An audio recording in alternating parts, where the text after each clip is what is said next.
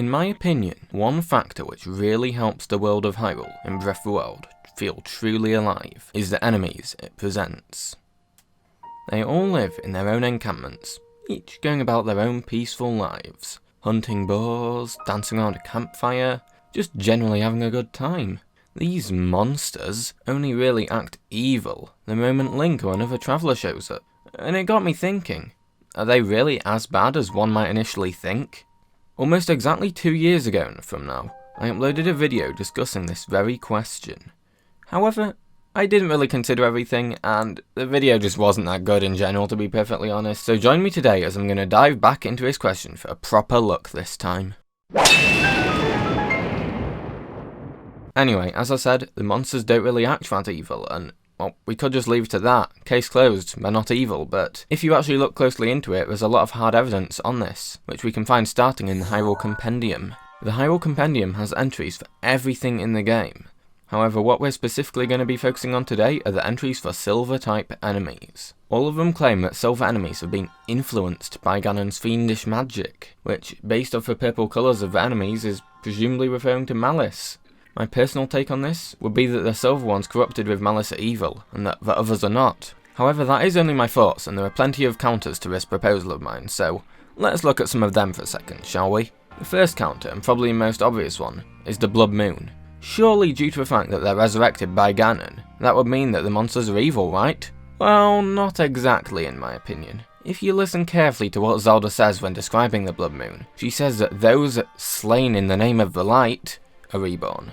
This means that the only condition for coming back during the Blood Moon is that Link has to have killed the enemies. They don't need to be evil or anything. Now, you could argue that going solely based off this might be just being picky with the words and stuff. However, this exact same wording appears in other places too. For example, in the Creating a Champion book, it outright specifies that only the monsters Link has slain are the ones which get resurrected, so if they're using this in several places, I would consider this strong evidence that they don't have to be evil to be resurrected by the Blood Moon, so the Blood Moon is negligible to this theory, basically, I'd say.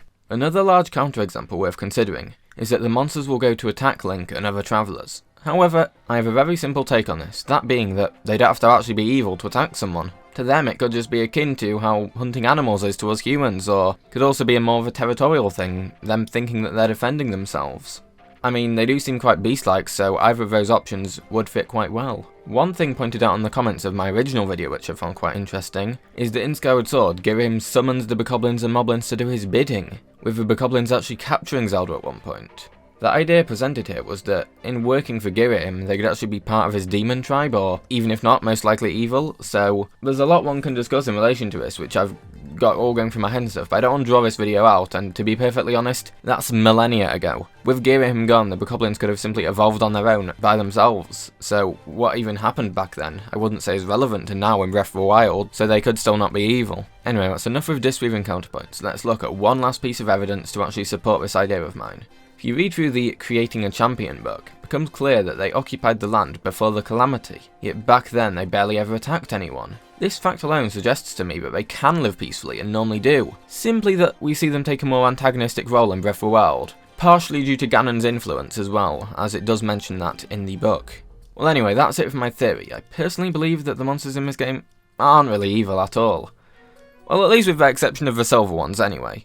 And do bear in mind, this only refers to the 4 sentient sorts like Bokoblins, Lizalfos, Moblins and Lynels. The rest of them not commenting on in this theory because they don't have a silver type of enemy, so I can't really apply it to them. But yeah, that's just my thoughts, so I would be interested in knowing yours. Do you think that enemies are evil? Do you think they're good? Do you think they're just nothing? Do you even believe enemies exist? Anyway, let me know down below in the comments, I'd be interested in hearing. I'll leave a link to the original video down below if you want to go watch that for some reason, but trust me, it's not that good, I wouldn't recommend it. Anyway, thank you all for watching, hope you enjoyed, consider subscribing or whatever, and I'll see you all in the next one. Bye.